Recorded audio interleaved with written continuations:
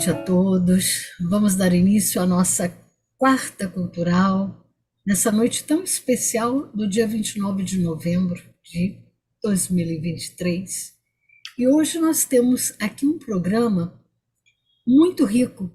Nós vamos conversar com Márcia Rocha, que é contadora de história, e Roseli Bassi, que é a fundadora e presidente do Instituto História Viva. Temos muita coisa interessante nesse trabalho, mas eu não quero antecipar. Quero lembrar também que nós estamos em festa aqui na Fundação Cultural Avatar. A nossa fundação está completando 50 anos.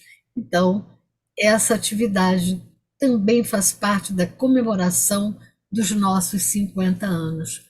Parabéns, Fundação Cultural Avatar, sediada aqui em Niterói, estado do Rio de Janeiro, né, por sua trajetória, pela beleza do seu trabalho. Mas eu não quero me demorar muito. Eu vou chamar para ocupar o nosso espaço a nossa querida Márcia Rocha, Olá, que olá. vai fazer toda a apresentação dessa noite. Boa noite, Márcia. Márcia fala diretamente de Brasília, é uma contadora de história de Brasília, e a nossa outra convidada é de Curitiba. Então, estamos aqui, Rio de Janeiro, estado do Rio, Niterói, Brasília e Curitiba. Uma noite de muita alegria aqui para todos os nossos amigos. Ai, Ana, boa noite a todos que compareceram com tanto carinho neste encontro. Antes de tudo, eu quero externar minha eterna gratidão à Ana Caldeira por ter me confiado esta oportunidade. Afinal, no mundo atual, em que somos bombardeados por tantas informações, mídias sociais, vídeos rapidinhos, enfrentamos uma escassez de tempo para exercer o que Alves chamava de escutatória. E eu acredito que o resgate da arte de contar histórias seja fundamental nesse momento. Esta arte é tão acalentadora, estimulante para a vida. Eu preciso narrar a vocês como eu cheguei aqui e inspirar, quem sabe, alguns dos senhores a também serem contadores de histórias. Durante a pandemia, uma amiga narrou que estava contando histórias online para idosos residentes no Lar Tarumã, em Curitiba, e nós moramos em Brasília. Instantaneamente eu pensei, e eu poderia fazer para também me voluntariar? Foi aí que surgiu o convite para fazer o curso no Instituto História Viva, presidido, idealizado e fruto do trabalho diário de nossa querida Roseli Bassi. As aulas do Instituto são envolventes e transformam o dom de contar histórias em uma habilidade refinada e acessível a todos. Quem de nós não se lembra daquele professor, avô, ou quiçá um amigo que nos encantava com narrativas fascinantes, transportando-nos para mundos imaginários, cheios de aventura e aprendizado? Roseli é essa figura e eleva essa sensação a um novo patamar. Na noite de hoje, vamos mergulhar nas abordagens inovadoras e um pouco das técnicas pedagógicas que tornam a contação de histórias acessível e que nos capacitam para o caminho neste mundo mágico dos mestres patamar. contadores de histórias. Na noite de hoje, vamos Então, preparem-se para uma jornada fascinante pelo universo das palavras, da imaginação. Vamos descobrir juntos como a arte de contar histórias pode inspirar, educar e transformar vidas. As vidas de quem nos ouve e a nós mesmos. Sem mais delongas, passo a palavra com gratidão por estar aqui, Roseli Bassi. Muito obrigada. Obrigada pelo convite, dona Ana, obrigada, Márcia, pelo convite. Contar histórias é uma arte, mas não basta a gente reproduzir um texto na memória ou abrir um livro e tentar contar algo. É preciso evocar um certo período de tempo e se apropriar da narrativa e conduzir pela emoção do começo até o final. E é com essa mesma emoção que eu estou aqui com vocês para contar um pouquinho da história do Instituto História Viva, um pouquinho da nossa jornada, dessas pessoas encantadoras que transformam ambientes de dor, fragilidade em momentos únicos de integração, de relaxamento, de conhecimento, por que não dizer também um pouquinho, uma dose de alegria e de fé para poder superar os desafios. Então, vamos lá. Falando um pouquinho da minha história, eu sou uma executiva, hoje eu tenho, inclusive, uma empresa, eu trabalho justamente com isso, me dedico a dar treinamentos, e um belo dia eu resolvi me mudar da cidade de São Paulo para uma cidade um pouco mais tranquila. E eu vim conhecer Curitiba, amei Curitiba, a empresa que eu trabalhava me mandou para cá, e eu já me encantei, me apaixonei. Levei mais ou menos um ano planejando, reestruturando a minha vida dos meus filhos, para finalmente me mudar para a cidade de Curitiba. Chegando aqui, eu tinha 2 planos. Um deles era fazer um trabalho ligado a algo mais tranquilo, que não fosse um ambiente fechado de 4 paredes de uma empresa. Eu queria talvez fundar uma empresa, empreender. E outra missão que eu tinha em mente era trabalhar com o voluntariado. Eu tinha um sonho de ser algo, de trabalhar de maneira a transformar qualquer ambiente. Eu ainda não tinha muita ideia e muita certeza do que eu faria. Aí, chegando em Curitiba, eu logo corri até o Centro de Ação Voluntária para ver o portfólio de opções que tinham. E eu vi ali, pensei, fui para casa, matutei, quando eu assisti o filme O Amor é Contagioso, Patty Adams. Eu tive, assim, um momento de emoção muito grande que eu decidi. Eu falei, eu quero contar histórias em ambientes de dor e sofrimento. Hospitais, começando por hospitais e para o público infantil.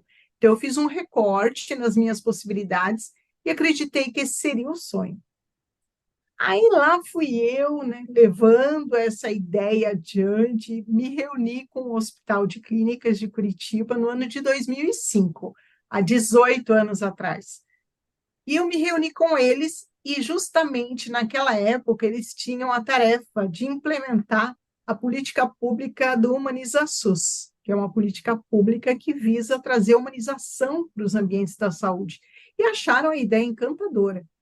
Eu falei, já que vocês concordaram da ideia de trazer grupo de contadores aqui, que tal vocês me emprestarem uma sala de aula para eu convidar as pessoas para se tornarem contadores?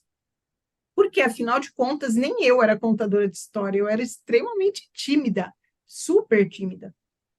Aí lá fui eu, né? Meu pendrive, preparei o pendrive e eu comecei a perguntar para as pessoas da comunidade. Como eu não tinha parente, amigos, eu começava a indagar, como é que a gente faz para convidar pessoas para ser voluntário?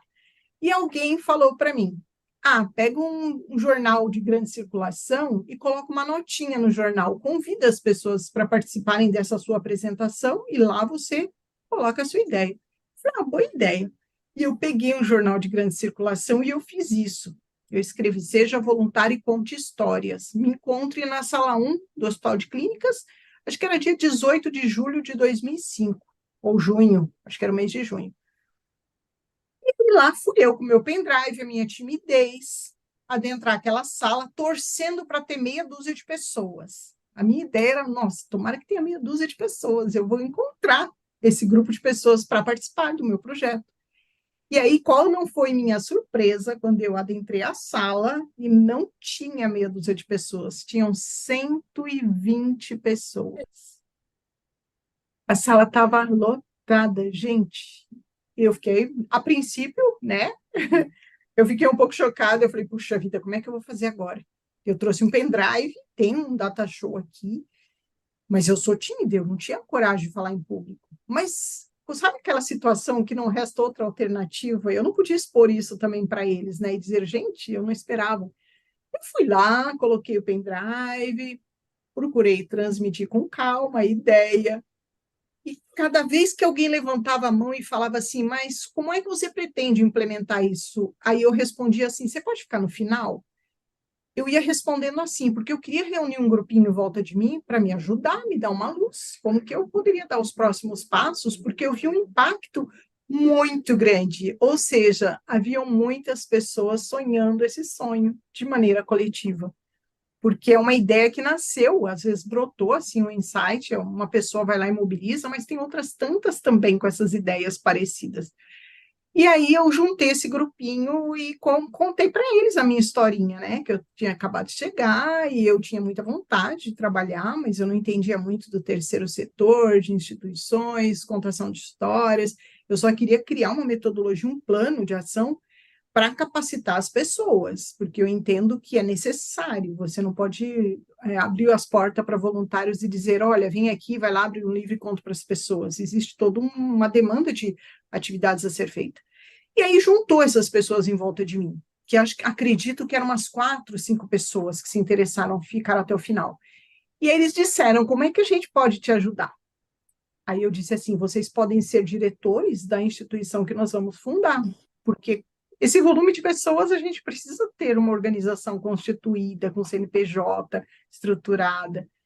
Eles olharam para mim, acho que pensaram, né? A mulher é maluca mesmo. E eles disseram, vamos pensar, me dá um prazo. Aí eu falei, qual prazo vocês querem? Uma semana. A gente volta a se reunir, a gente traz, né, as nossas respostas. Eu falei, tá bom. E entreguei, né? E lá fui para casa cuidar das minhas coisas e já pensando como assim que eu vou fazer com essas pessoas todas ali que foram se interessaram. Aí na semana seguinte eles vieram e disseram: nós vamos participar e vamos abrir nossa agenda para os nossos contatos que a gente tem na comunidade para dar força.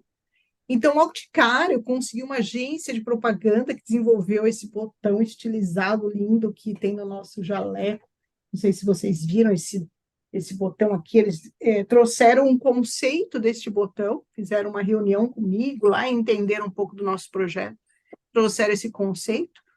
O nome Instituto História Viva me veio o insight lavando roupa, assim, colocando roupa na máquina, eu falava, como é que nós vamos fazer? Vamos dar vida às histórias, vamos manter as histórias vivas. Poderia ser um Instituto História Viva, um instituto porque eu entendo que está conectado com o processo de estudo, de conhecimento, e História Viva de manter as histórias vivas. E assim começou o nosso trabalho, né, no Hospital de Clínicas. No ano de 2005, inauguramos a contação de histórias. A princípio, eu carregava numa mochilinha os livros, não tínhamos espaço, não tinha sala de voluntariado, estava estruturando tudo isso, né, nesse segmento.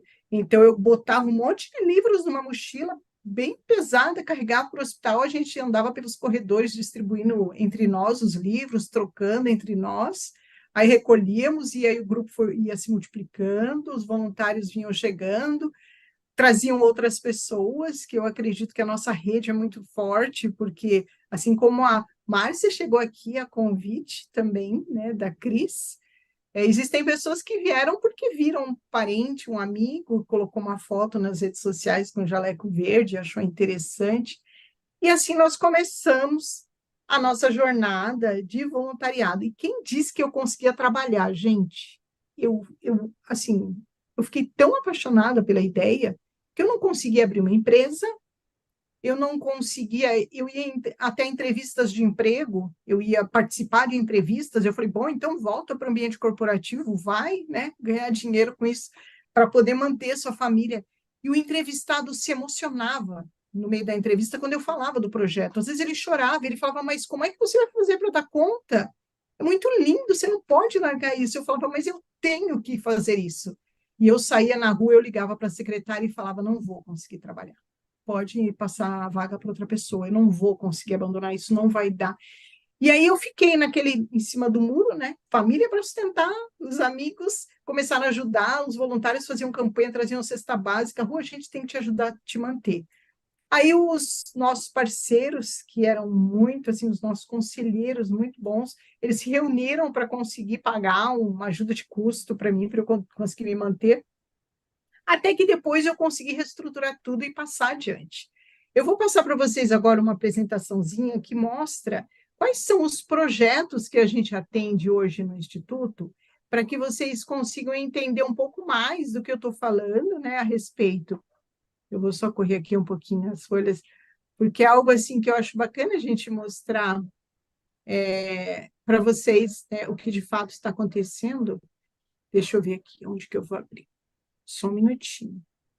E um dos pontos muito fortes que nós defendemos no Instituto História Viva é justamente a possibilidade de nós gerarmos impactos nos indicadores de incentivo à leitura. Nós acreditamos que o Brasil tem foco de miséria porque não lê. Se nós tivéssemos mais leitores, nós teríamos um avanço exponencial. E nós sabemos o quanto é desafiador. E hoje mais ainda, que antigamente eu via muitos adultos lendo, hoje poucos adultos passaram a ler também, e as crianças são inspiradas pelos adultos, as crianças são motivadas a lerem ouvindo histórias, né, de pessoas que contam histórias para elas, porque assim elas acionam aquela emoção tão forte, aquela paixão pelas histórias, que passam a contar histórias para si, que é o processo da leitura. Então, nós precisamos urgentemente resgatar o valor dos contadores de histórias, incentivar projetos de contação de histórias, contarmos histórias também para as pessoas que estão ao nosso lado, né? Então, o Instituto História Viva, eu vou abrir aqui uma apresentação, ele já ganhou, inclusive, alguns prêmios, né? Nós já tivemos alguns reconhecimentos. Sabe aquele momento em que você é indicado para um prêmio, vai lá, inscreve e fala, tem tanto projeto incrível no mundo, não vai ser o nosso que vai ganhar. E aí você vai lá na apresentação da entrega do prêmio, quando vai ver é você que ganhou, né? O Instituto ganhou o troféu Zilda Arnes, o prêmio Campeões do Carinho, ganhamos também o prêmio Pablo Neruda de Direitos Humanos da Câmara Municipal de Curitiba, já fomos finalista do prêmio Cultura Viva, já participamos de entrevistas também falando sobre o nosso projeto. Existe um programa que chama Brasileiros, que foi ao ar numa quinta-feira à noite, assim, deixou muitas pessoas encantadas. Eu costumo falar que foi a quinta do chorinho, porque tanta gente se emocionou e escrevia lá no chat, assim, depoimentos incríveis, impactantes, do que foi assistir esse programa também, que foi esse programa Brasileiros. Aí um dia eu já recebi também convite para ser, né, capa de uma revista lá em Portugal, que chama For Senior, graças a um projeto que eu já vou chegar lá para vocês, para falar, e esse aí é o meu paizinho, que apareceu e acabou indo para a capa também. Já fizeram participação em programas da Rede Globo no Mais Você, junto aos nossos projetos. E também já foi gravada uma matéria para o Fantástico, que eu acredito que ainda não foi ao ar, mas como eu não assisto televisão, eu acredito que pode ter ido também, eu não vi. E quais são os projetos? Então, diante de todo esse montante de voluntários que vieram participar, a princípio, lembra que eu falei que eu contava histórias para pacientes em hospitais? Pegava um livro, esse jaleco colorido, uma tiara na cabeça, às vezes a gente se emparamenta também para trazer o lúdico assim de uma maneira muito intensa para chocar e diferenciar com aquele branco dos quartos. Às vezes a gente até coloca um óculos assim engraçado como esse aqui. Aí eu falo que esse óculos é de enxergar abacaxi nas pessoas, né? Então a gente traz o aspecto do lúdico também como pano de fundo para poder resgatar aquela pessoa que muitas vezes está ali num momento muito apática. Então, isso já transforma, né? Só por encontrar uma pessoa colorida entrando com um sorriso no rosto, já transforma aquele ambiente. Então, a princípio, nós começamos a atender com contadores de histórias em hospitais. Então, o contador de histórias vai lá ao lado de uma criança, abre um livro, conta uma história, às vezes conta a história que ele memorizou também, usa alguns recursos que são permitidos no ambiente hospitalar por conta do controle de infecção, e aí nós fazemos apresentações de histórias em hospitais para pacientes, até que um dia, contando uma história, eu percebi que a mãe da criança estava mais atenta à história do que a própria criança. Aí eu vi que aquela adulta nela estava mais vulnerável, né? Porque a criança muitas vezes não tem noção do que está acontecendo com ela naquele momento, mas a mãe conhece, o pai, acompanhante, a pessoa que está acompanhando sabe. E eu comecei a perceber que essas pessoas também estavam vulneráveis e eram parte do nosso público atendido. Até que outro dia eu fui contar a história no outro quarto, e eu vi que a moça que limpava ali o quarto também, passando um pano de chão, ela ficava passando pano no mesmo lugar, ela não tirava daquele lugar. Eu vi assim de rabo de olho que ela estava atenta à história. Aí eu olhei para ela e falei, assiste também essa história. Ela falou, não posso, se a minha chefe entra aqui, eu tenho que fingir que eu estou trabalhando, mas pode continuar aí que eu estou ouvindo. E eu percebi que havia uma expansão maior, né? E existiam outras camadas que estavam sendo impactadas por aquele ambiente. Então, nós passamos a atender também essas crianças e os acompanhantes. Muitas vezes contávamos histórias por trás de uma janela de vidro, quando a criança tinha uma imunidade muito baixa, e a criança ficava ali assistindo a história e vibrando. Às vezes uma mãe vinha lá, abria a porta do quarto e falava, não pode entrar ninguém, mas conta a história aí do corredor, que só de ver vocês colorido ela vai se animar. Então a gente percebia que o nosso impacto poderia transcender. Até que nós começamos a atender também o público adulto. Nós, por incrível que pareça, né, muitos de nós acreditam que quem precisa de história são crianças. Mas aquela parte adulta fragilizada que está ali no ambiente hospitalar também é uma criança. Ai, quando foi nossa surpresa quando a gente viu que os adultos também gostavam de histórias. Aí passamos a contar histórias. Esse senhor, ele estava na UTI quando o André foi contar a história para ele estava com o bracinho coberto, né, embaixo da coberta, ele pediu para um familiar, ele falou, descobre meu braço. Aí o familiar descobriu, ele aplaudiu, falou, foi a melhor coisa que aconteceu nessa UTI, foi assistir essa história, deu a mão para o rapaz e demonstrou, assim, o sentimento de gratidão que ele tinha por receber aquela história como um presente. E eles valorizam muito, porque imagina, é um pontinho de luz diante, né, de uma situação muito desafiadora que é o processo de adoecimento. Eu sei que cada um tem que enfrentar suas provas, mas às vezes essa prova fica muito densa, muito pesada, e aparece alguém ali disposto, né, a doar seu tempo com qualidade. E o trabalho voluntário não demonstra que você vai receber nada em troca, né? Não existe alguém esperando receber alguma coisa em troca. E então é uma doação pura, de um amor genuíno e incondicional. A gente está ali porque nós amamos muito fazer isso, mas eu costumo dizer que nós recebemos muito mais do que doamos, porque a gente sai de lá de alma lavada. Aí, um belo dia, né, nós fomos contar histórias também numa ala de queimados do Hospital Evangélico e encontramos uma situação tão desafiadora junto a uma família que tinha se queimado por conta de fazerem sabão e explodiu a bolha de sabão, todo mundo ficou ali gravemente ferido. E eu percebi que nós poderíamos fazer uma intervenção também junto a crianças de casa-lar. Então, nós passamos a contar histórias para meninos e meninas em abrigo, que são as crianças retiradas da família por medida judicial, como uma maneira de transformar aquela situação, né, de uma família que não tinha nenhuma visão de horizonte para dar para os seus filhos, além de fazer sabão e colocar todo mundo em risco, porque justamente não foi uma escolha dos pais, eram faltas de opções na mente dele, de possibilidades. Por mais que as possibilidades se apresentem, se a pessoa não concebe ela como real, ela não vai colocar em prática na sua vida. E eu percebi que isso esbarrava no processo da leitura, que nós poderíamos transformar essa realidade junto a meninos em situação de risco. E aí nós começamos a trabalhar com essas crianças de abrigo. É bem desafiador, nós temos propostas também que vão além da contação de histórias. Nós levamos elas em eventos culturais, acompanhados, né, dos educadores da casa. Um contador de história não pode se responsabilizar por uma criança, ele tem que ter a supervisão.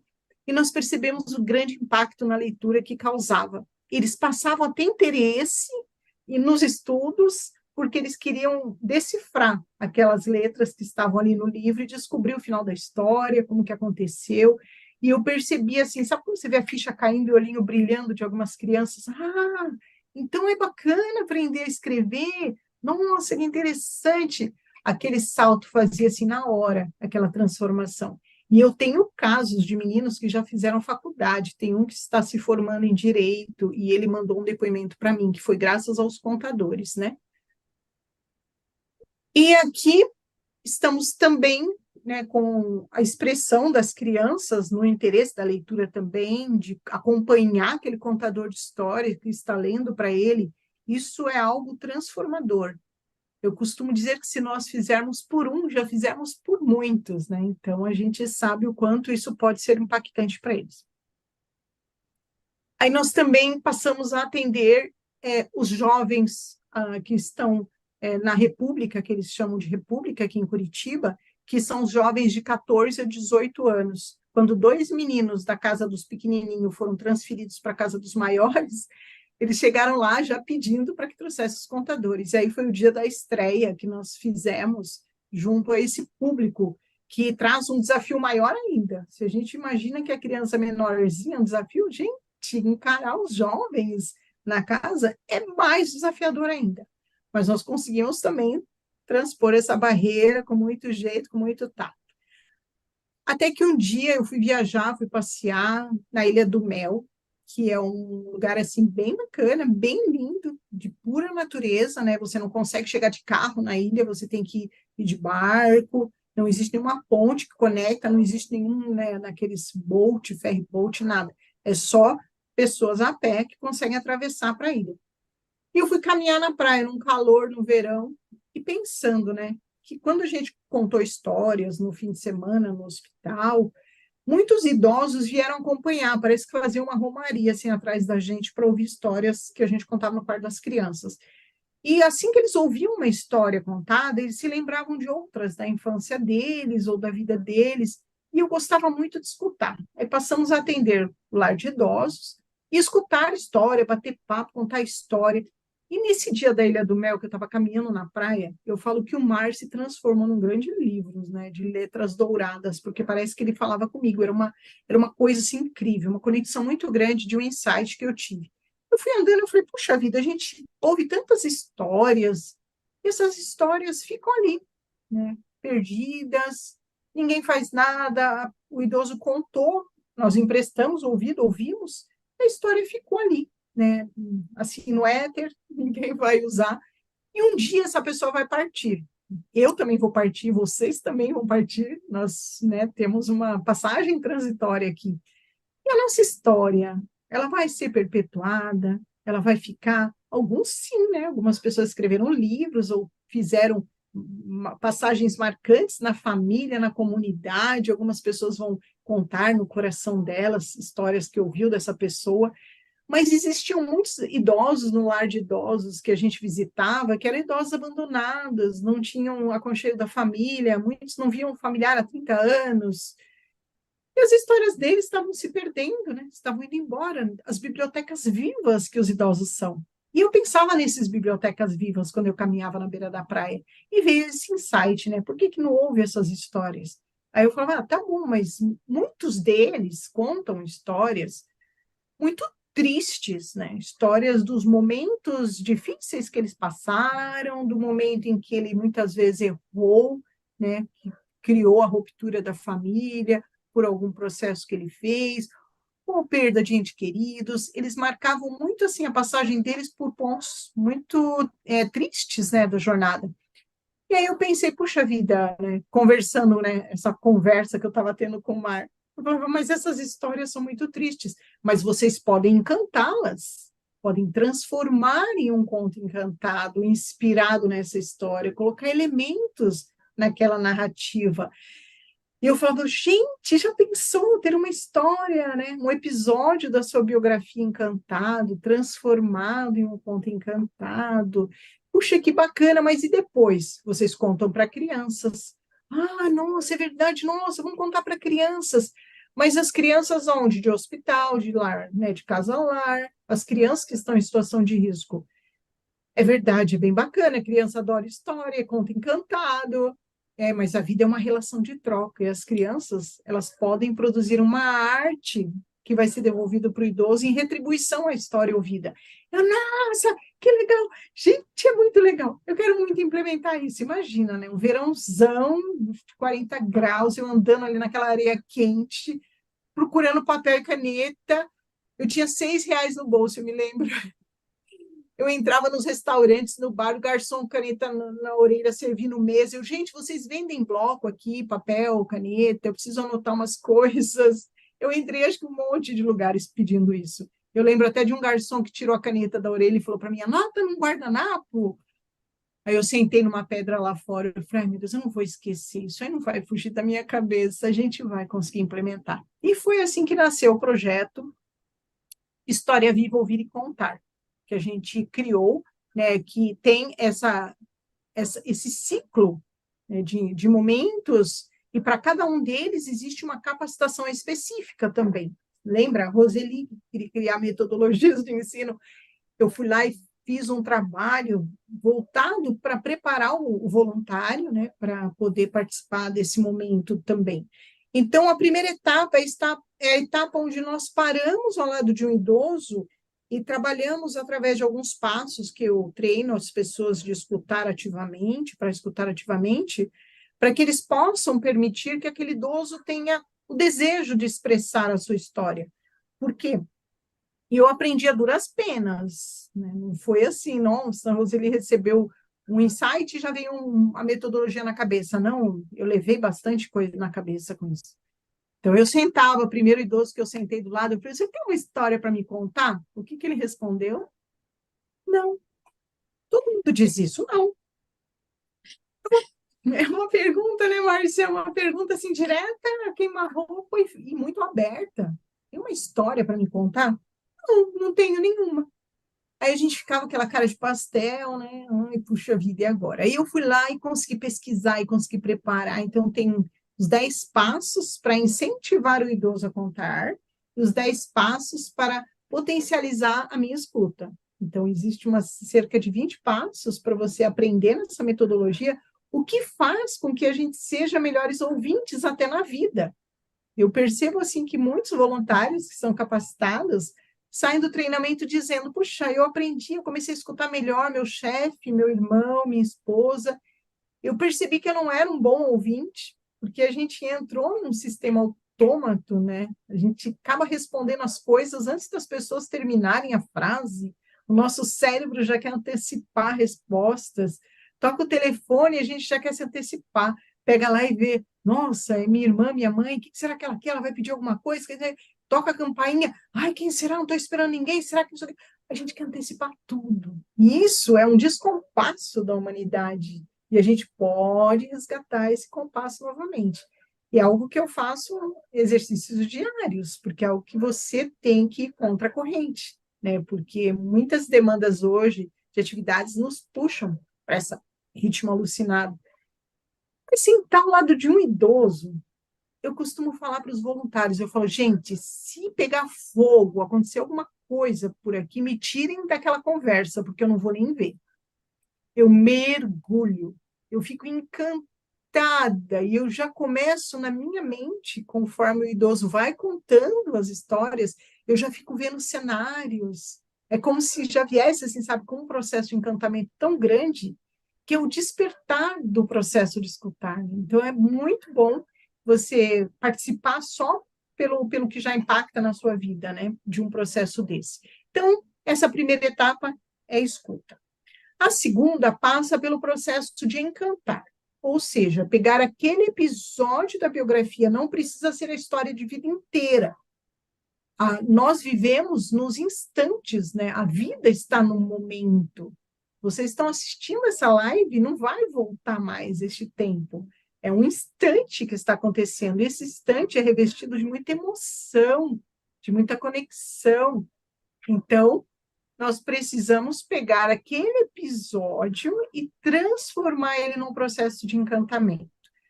Nós ensinamos a técnica da jornada do herói como sugestão. Não é necessário que a pessoa que vai encantar siga exatamente o passo a passo da jornada do herói do Christopher Vogler, que foi uma pessoa que pegou a jornada do herói do Joseph Campbell, instituiu a jornada de um escritor e criou o passo a passo, né, da jornada do herói mais condensado, inspirado no Christopher Vogler. Nós criamos o passo a passo da jornada do encantar no Instituto História Viva, que é mera sugestão. Já vi saírem escritores do Instituto, já tem vários contadores de histórias que se tornaram escritores e publicaram livros a partir desse processo, que perceberam, se reconheceram como encantadores de histórias, né?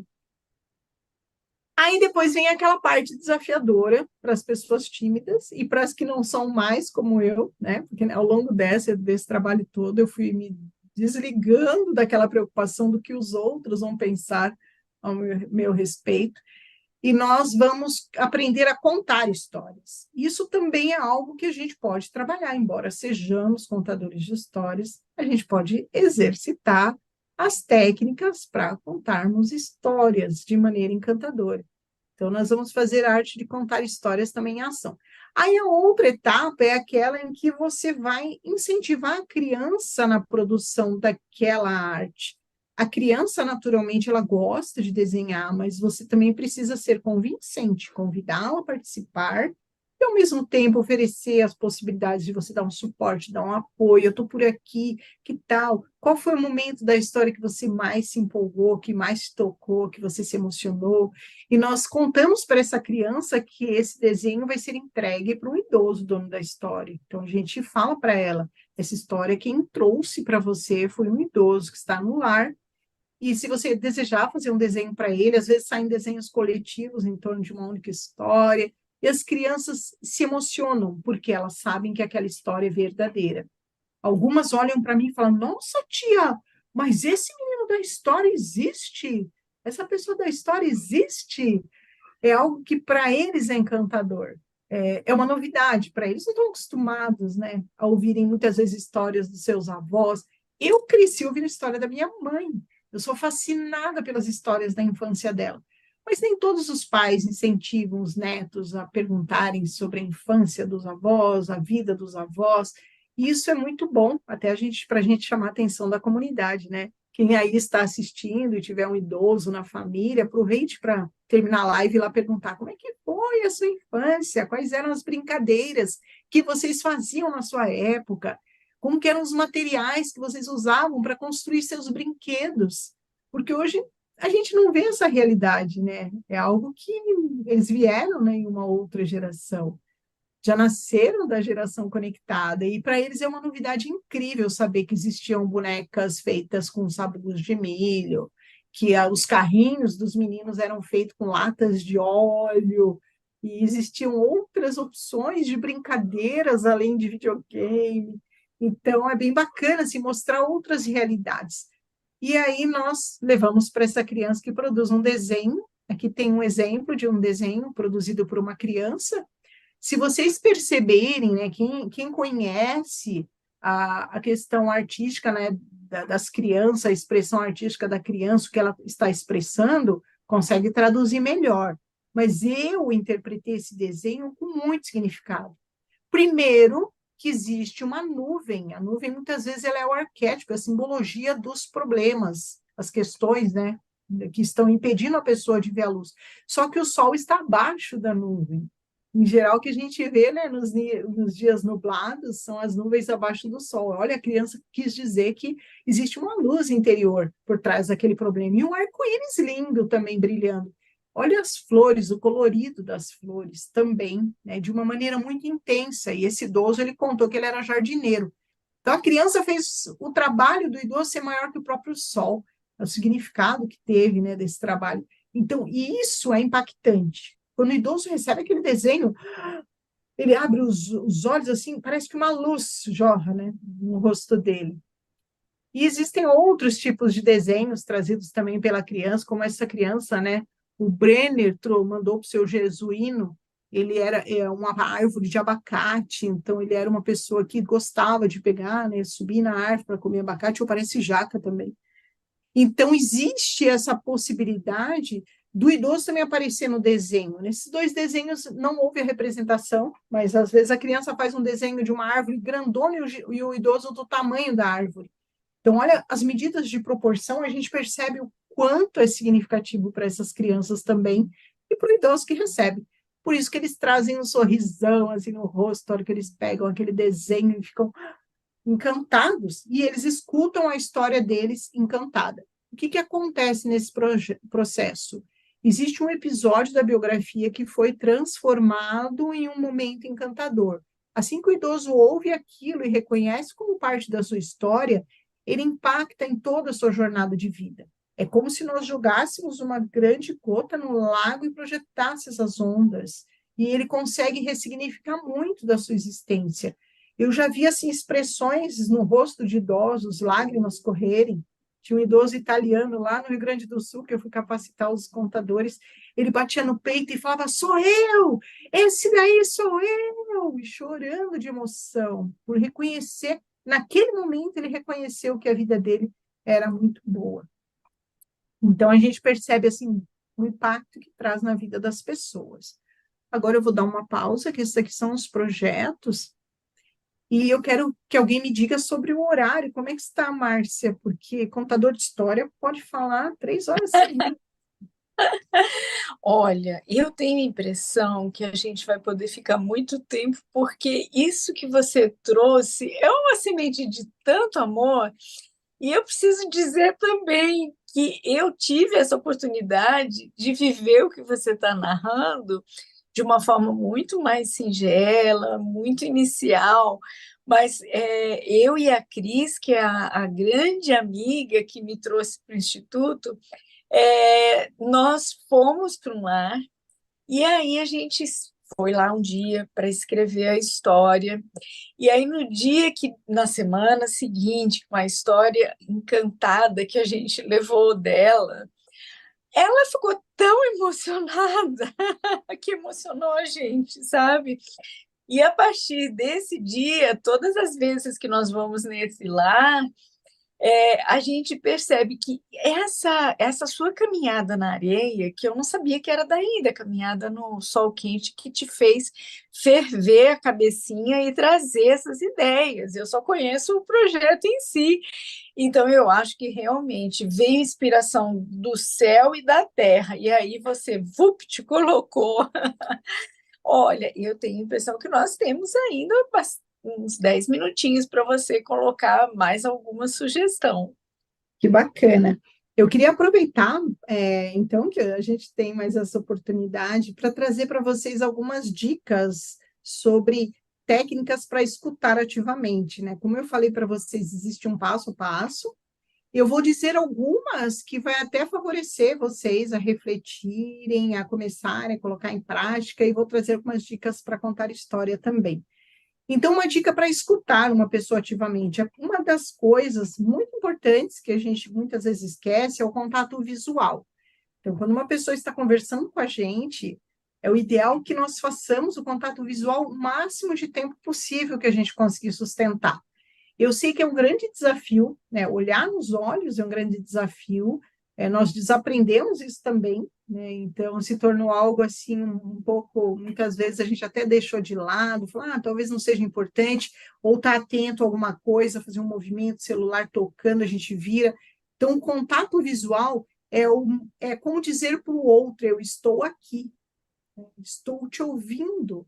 Você não precisa interferir o tempo inteiro, muito pelo contrário, é deixar a pessoa à vontade para expressar as ideias dela, procurar controlar também o volume de pensamentos que acontece na sua mente, porque a nossa tendência é trazer resposta, julgamento, ou tentar ajudar até o outro a contar melhor aquela história, tentar traduzir com as nossas palavras, quando o certo seria simplesmente se entregar à escuta.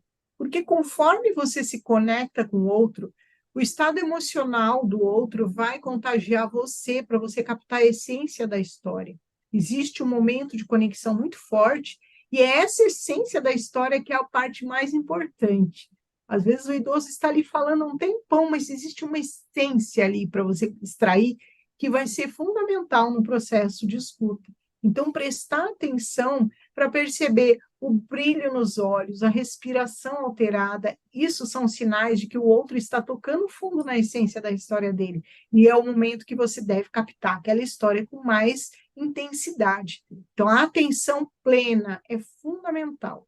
É como se fosse um processo de meditação, quando você é mais focado na concentração do que está sendo dito.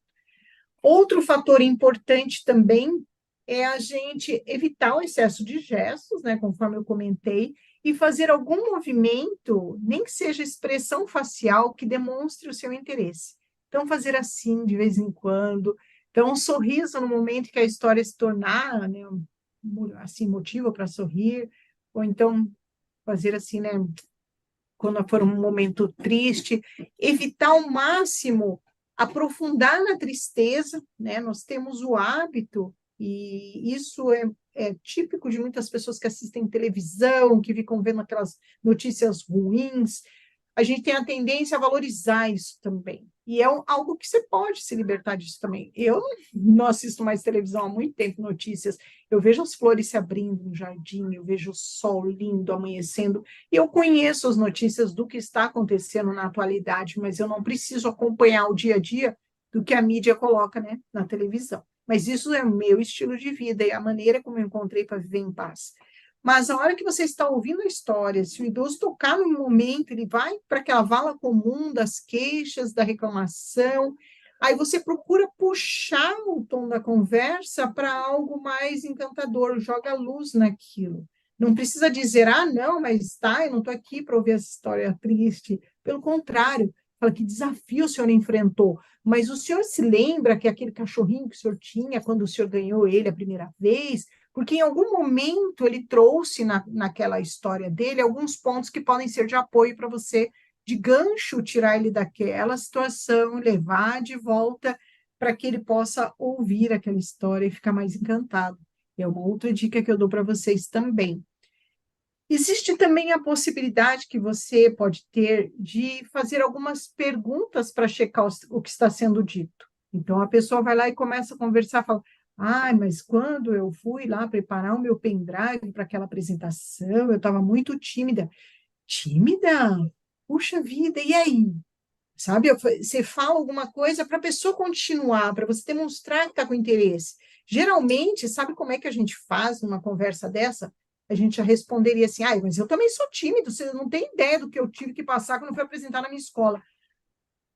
Aí você fica assim com aquela cara, quem é o assunto? E é natural, gente, natural, mas não é o que deveria ser, né? Se tornou o novo natural. Cortar a conversa do outro e puxar para si. Então, é o que a gente tem que tomar muito cuidado para a gente não fazer isso. Isso não é sinal de ser empático, né? Você trazer a tua situação para comparar com a do outro. É como se fosse medir, né? A sua dor pesa menos que a minha. Isso não é típico de uma escutativa. Algumas dicas.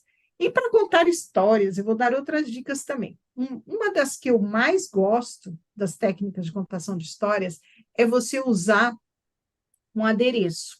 Né? Se vocês perceberem, eu e a Marcinha estamos com um adereço bem discreto, um verde assim, um pouco chamativo. O que acontece quando você usa um adereço? Não precisa ser um jaleco, pode ser algo que destaque o processo lúdico em você, que traga o outro, através do contato visual, para aquele mundo de possibilidades que o lúdico acessa. Então, você corta um caminho enorme se você usar um recurso lúdico num processo de uma narrativa. Você já diz, estou no estado de contação de histórias.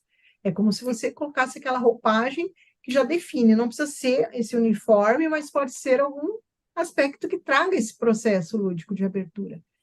E outra maneira que você tem, se você não precisa decorar as histórias, você pode ler as histórias, mas se você estiver fazendo a atividade de leitura, tomar muito cuidado para não perder o contato visual. Então, não adianta eu abrir um livro ou pegar o texto encantado do idoso que eu coloquei no papelzinho e eu ficar assim. Aqui estão as mãos, são os mais belos sinais da terra. Os anjos nascem aqui, frescos, matinais, quase de orvalho, de coração alegre e povoado.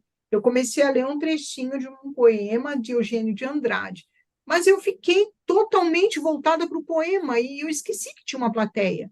Qual que é o certo? É você fazer uma alternância entre o texto e o contato visual. Para isso, o texto tem que ser um tamanho que você consiga acompanhar e não se perder nesse processo. Aqui estão as mãos. São os mais belos sinais da terra. Os anjos nascem aqui, frescos, matinais, quase de orvalho, de coração alegre e povoado. Então, assim, você demonstra para a plateia que ela é importante nesse processo de narrativa. Então, são estilos que você precisa ficar atento. Outra forma, outra técnica que é bem interessante também é o contato visual. O contador de histórias precisa incluir a sua plateia. Se for uma pessoa só, ele vai dar atenção. Existe mais alguém no ambiente? Olhe para as pessoas do ambiente. Então, mudar o olhar para todas as pessoas, para abranger as pessoas, é um sinônimo de inclusão.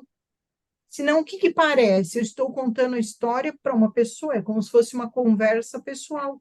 Eu não vou envolver todo mundo. Então, se o ambiente estiver com mais de uma pessoa, trate de contar histórias, concentra todo mundo em volta de você, fala, olha, venham aqui ouvir uma história, quem quiser ouvir, venham mais pertinho para poder escutar, e vamos aqui fazer uma apresentação. Cria aquele ambiente, né, de leveza da história, que é muito interessante também no processo de narrativa. E a plateia, você não precisa dizer, por exemplo, se você esqueceu parte do texto, né, você achou que estava na ponta da língua, ele sumiu. Você não precisa dizer para a plateia, ai, gente, não deu tempo de ensaiar, eu estava num corre danado, eu tive que pegar o ônibus, quebrou. Não digam isso, façam cara de paisagem. Respira e continua. E continua na nossa história e vai na sequência do que você se lembrar. Se por acaso alguém conhecer a história e de frente, bater de frente, falar, puxa, mas você errou. Você fala, que nada, eu estou inovando, eu construí uma história inspirada e tal. E sai pela tangente, porque não existe nada mais desagradável do que você justificar e começar a diminuir a imagem que as pessoas têm de você como contador de histórias. O contador de histórias na África é o griot, e os griots sempre foram muito respeitados. Então, você tem uma autoridade no seu DNA muito grande, e você está formando opiniões, as pessoas estão te ouvindo. Então, não perca essa oportunidade, né, de ser a porta-voz de uma apresentação e não ter necessidade de justificar. Vai contornando as situações conforme der, ou então devolve para a plateia. O que vocês acham que essa história, como é que essa história deve continuar? E vai fazendo esse ping-pong até voltar para você e você conseguir se lembrar, tá bom? É uma dica que eu dou também. Usar recursos é bacana, né? Se você usar o livro, você pode usar também adereços, fantoche. O fantoche é um coadjuvante da sua narrativa, ele participa, ele encanta todos os públicos, não só crianças, também adultos, idosos, todos gostam de um fantoche, porque é encantadora a ideia de você olhar para uma pessoa conversando com você, mexendo, né, um bichinho ou um outro ser nas mãos. Então, é algo que você também pode ajudar a contribuir assim para que a sua história, a sua narrativa fique mais encantadora. Usar recurso de fantoche. E quando se você for contar história em hospitais, tomar sempre o cuidado para não fazer a pergunta que nós temos de hábito de fazer: oi, tudo bem? Tudo bem com vocês? Como é que está tudo bem, né, com uma pessoa no hospital? Já para nós, em geral, é difícil estar tudo bem. Imagina uma pessoa, quantos desafios ela está enfrentando.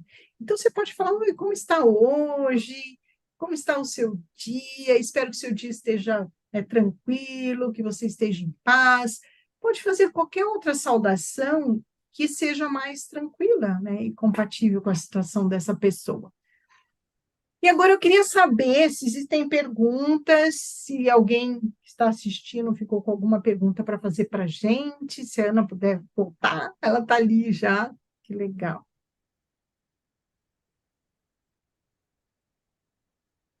Você tem que dizer o seu microfone. É verdade, eu esqueci de desligar meu microfone, né? Vamos lá. Então vamos. Nossa, realmente é impactante e emocionante ouvi-las conversar. Só que eu queria que você mostrasse para a gente aquele adereço que você mostrou quando estava fazendo a sua apresentação, porque eu acho que o pessoal de casa aí do YouTube não conseguiu ver. Olha só como ela começa o trabalho, ela já chega assim, né, mostrando que é uma situação diferente. Olha que especial. Que óculos especial, né? Então, toda essa série de adereços vão nos ajudar. Ah, que beleza, o sininho batendo, né? Tudo isso vai trazendo o encantamento necessário ao contador de história. Muito bonito o seu trabalho. Mas eu queria provocar a Márcia. Eu queria ver se a Márcia contava um pedacinho de alguma história para a gente. Ô, Ana, A Márcia é aluna do Instituto e já tem gente aqui querendo saber se você, enquanto você pensa na história, se o curso, o grupo, né, é, oferece curso para a formação de interessados. E a Maria Delmar pergunta também qual o significado dos botões na logomarca IHV. É o Instituto História Viva, né? A Maria Delmar pergunta. Então, vamos lá. A Márcia depois vai contar uma história. O significado do botão, segundo o que a agência de propaganda trouxe para a gente, o que nós absorvemos assim, com muito amor, é o significado do ícone do botão, que é um dos objetos mais antigos da história da humanidade, que antigamente ele era feito, inclusive, com osso de animais, e ele era usado para enfeitar as roupas, ele não tinha a função de abrir e fechar. E ao longo da história, o ser humano foi percebendo que poderia dar essa utilidade para ele, e esse processo do botão entrar pela casinha, ele existe desde sempre, por mais que a gente tenha, né, modernizado e os materiais, olha, é uma casa que entra e sai. Assim como as histórias também entram na vida das pessoas, o contador de histórias entra nos ambientes e vai embora e conecta, né, quando ele entra no ambiente. E ele também faz referência aos botões que as vovós, as mulheres têm em casa. Que mulher não tem uma caixinha de botões em casa? E esses botões muitas vezes guardam histórias também da família, das roupas, das calças, do marido, dos filhos. Então, os botões também contam as histórias. Então, eles entenderam que esse botão estilizado ele tinha uma correlação com o processo das histórias ao longo do tempo e da preservação das memórias, que é um dos pontos fortes do Instituto História Viva. O que mais que tinha? Como é que faz para ser voluntário? Nós vamos abrir novas turmas para 2024. Vamos ter turmas online, que é para quem não mora na cidade de Curitiba, e turmas presenciais para quem mora na cidade de Curitiba. Então, eu sugiro que vocês sigam o Instituto História Viva nas redes sociais para ficarem informados, ou então entrem no site. Eu vou colocar lá nos comentários da live, onde fica o nosso site. Ali tem clica assim no Seja Voluntário e manda para a gente a resposta que chega para nós. Ou então entra nas redes sociais para acompanhar. Mas deve acontecer lá para fevereiro ou março, em geral é o período em que nós fazemos as capacitações. Em média, nós fazemos alguns encontros, uma média de 5 encontros, onde nós vamos passando passo a passo. Existe muita prática também para as atividades, né? As pessoas, mesmo online, elas fazem prática. A Márcia fez o curso dela online, né, Márcia? E é muito bacana. A gente, assim, o pessoal, quando termina, fala que pena que terminou, estava muito bom, né? É encantador participar de um treinamento desse e transforma a nossa vida. Existe mais alguma pergunta que eu fiquei de responder? Não, perguntas não, adoraram a ideia, essa simbologia do botão. Impressionante realmente, né? Todo botão, né, que ele sai da casa. Então, a história sempre fica maravilhosa. Há muitos agradecimentos, parabéns, mas nós queremos ouvir a Márcia. Não olha ia só, deixar você escapulir. É, Ana, você, danadinha. Olha só, eu vou contar para vocês a história que foi uma das atividades mais marcantes da minha vida, porque foi o último dia do nosso encontro, da minha formação, e foi muito emocionante. Eu pesquisei a história que eu queria apresentar. Eu perguntei para a Ana e para minha querida Roseli o que ela achava. Eu e Cris já contamos essa história no lar, então eu vou contar para vocês, ok?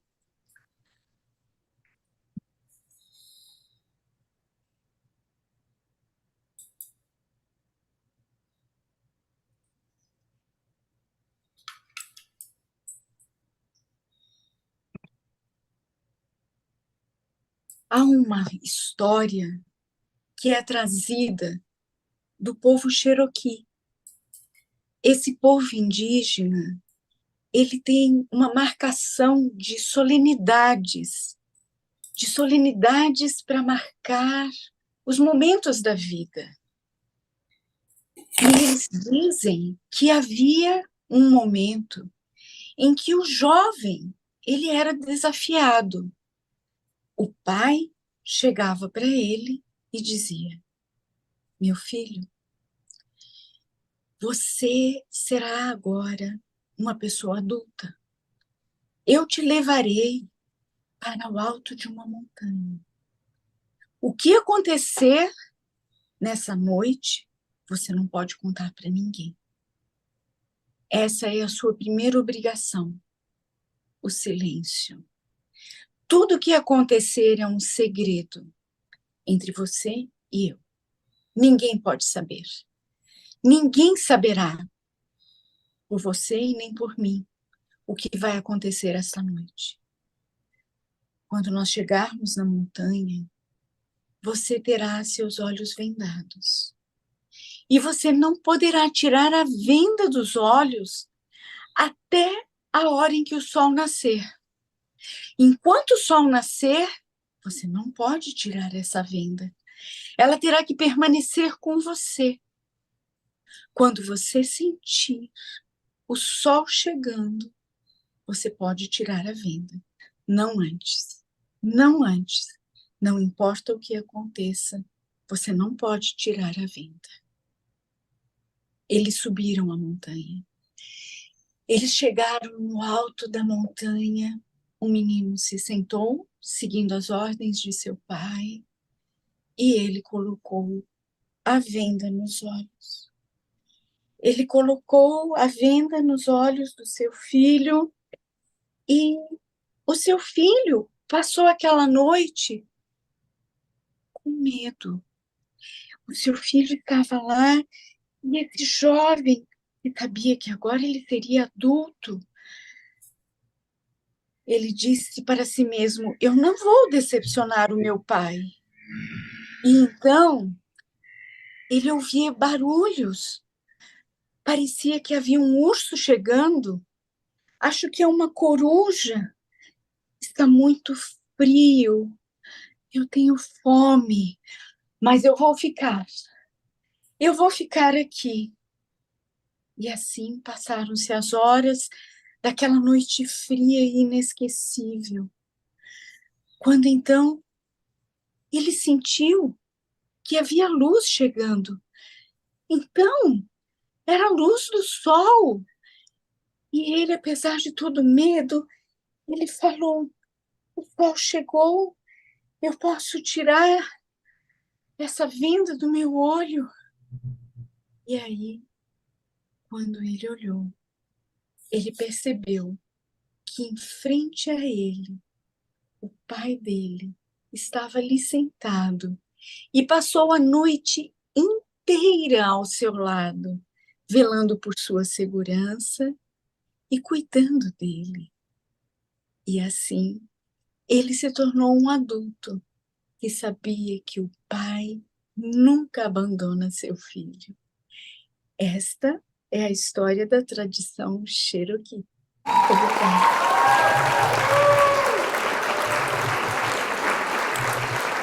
Parabéns, que história mais bonita! linda. Linda, parabéns, parabéns, Márcia. Muito parabéns, parabéns. Que beleza, que beleza.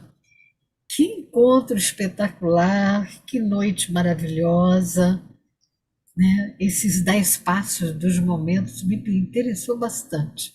Eu acho que é algo assim muito especial para a gente aprender. Né? E todo mundo aqui elogiando. É muito lindo ouvir a Márcia contando e cantando histórias, verdade. Verdade, Márcia. É tão lindo. E a sua própria história, Roseli, é tão bonita, né? É tão linda. Isso toca tanto o coração da gente. E você diz, como você disse, com muita propriedade e beleza. A vida é uma relação de troca. E eu acho que o maior problema da nossa terra, das gerações atuais, não só no Brasil, como no mundo, é essa falta de histórias. A gente não ouve mais histórias, né? A gente não tem o hábito de ouvir. Aí, Verdade. o tão falado curso de escutatória, né? Que tem sido tão badalado aí, e foi uma expressão bastante feliz, se não me falha a memória, do Rubem Alves, né? Sim, Precisamos ouvir, precisamos aprender a ouvir. Ouvir para ler, ouvir para pensar, ouvir para decidir e ter a certeza de que com a venda nos olhos a gente aguçou outros sentidos e pôde perceber aquela presença muito especial do Pai que esteve ali a todo momento. Muito bonita essa história. Agora eu queria contar uma coisa para vocês. No dia primeiro, está aqui nos assistindo a Fátima Darcinetti, é uma escritora aqui do Rio, e ela vai estar lá na Fundação Cultural Avatar, fazendo o lançamento do seu livro e com certeza vai contar a história de Estela e o Caramujo Sisudo. Então, na terça-feira, às 4 da tarde, esse evento será também transmitido via YouTube. Quem puder assistir, né, seria muito bacana e vir quem mora aqui perto, vir à fundação e conhecer a Márcia, a Fátima, que é uma pessoa incrível também, né, e vem contando a sua história da Estela e o Caramujo Sisudo. Nós estamos aqui doidos de vontade de ouvir a história da Fátima Darcenete também. Será no dia 1º, às 16 horas. Agradecimentos gerais aqui de várias pessoas que estão aqui no nosso site. E vamos aproveitar e pedir a todos que nos escutam que coloquem lá o seu like e se inscrevam no nosso canal, acompanhem o trabalho da Fundação. E ficamos aqui com uma dívida com quem nos assiste. Nós queremos saber do curso de História Viva. E nós vamos. queremos também reafirmar esse compromisso que a Márcia já tinha feito comigo, de estar sempre contando uma história para a gente aqui na Fundação, né, para que todos tenham acesso e consigam retomar esse hábito de contar e ouvir histórias. Agora, esse trabalho que vocês fazem, esse trabalho tão especial, de ir ao encontro do idoso, ir ao encontro de todas as pessoas. Afinal, cada um tem a sua história e todas as histórias merecem ser ouvidas. Isso é muito lindo, é muito especial e vale a pena. É um exemplo de vida que vocês deram aqui essa noite. Muito Passo a obrigada. vocês aí as considerações, o que gostariam de acrescer, nos dizer também. Eu agradeço imensamente pelo convite para participar dessa noite e fiquei aguardando ansiosamente a oportunidade de falar daquilo que a gente ama, né, e buscar encontrar nas melhores palavras maneiras de traduzir o nosso trabalho. Então, eu fiquei muito feliz por esse espaço, agradeço muito a Ana, agradeço a Márcia pelo convite, agradeço essas sementes que foram lançadas, cada pessoa que ouve sobre o nosso trabalho fica, né, com aquela sementinha, no tempo certo vai virar uma grande árvore, dar frutos. Então, ou vai contar para alguém, né, que está precisando muitas vezes de um momento também para parar, para conversar com alguém, contar uma história. Então, sempre há uma oportunidade muito grande quando a gente difunde o nosso sonho, né, entre as pessoas que sonham isso de maneira coletiva. Então, que nós possamos também sermos agentes transformadores das realidades e quem sabe, né, um dia irmos presencialmente até Niterói também. E Oh, agora tem seria muito bom. motivo a mais. Muito E bom, eu muito viajo bom. nesse Brasil todo, só Deus sabe o quanto eu já levei esse instituto até para o Amazonas, e a gente sabe o quanto é importante, né? Ser assim, ter essa oportunidade aberta. São vocês que geram essa oportunidade, são os voluntários que escrevem verdadeiramente essa história, né? A gente vai só abrindo uma portinha, dando um direcionamento, facilitando, mas se não fossem os voluntários, o Instituto não existiria também. Então, são essas pessoas lindas que acreditam no Instituto, que fazem a gente, né, acordar desse sonho e falar que é real. Então, muito obrigada pela participação, pela presença de todos. Márcia? Então, eu estou numa alegria que o coração está assim, tum, tum, tum, tum, tum. Porque quando a Cristina, que está aqui assistindo a gente, minha companheira, que veio e me falou assim, eu estou contando história e fiz um curso no Instituto História Viva, vem! Eu tenho uma gratidão porque se abriram portas na minha vida. E eu gostaria de ter essa oportunidade porque elas podem se abrir na vida de qualquer um. A Roseli, ela tem uma metodologia que faz com que a gente se sinta capaz. Eu não consigo imaginar essa mulher tímida em algum momento da vida dela, porque as coisas que ela narra durante o curso, as experiências que ela viveu, as experiências que os voluntários viveram, nesses 18 anos, gente, são 18 anos de muita história, história que elas contaram e história que elas ouviram. Então, Ana, mais uma vez, uma gratidão enorme pela Fundação nos proporcionar esse momento, e eu espero que seja muito inspirador, porque o momento que o planeta passa precisa muito dessa interação, desse momento da escutatória. E a Roseli, ela ensina muito isso. Apesar da gente falar bastante, a gente também aprende a escutar muito.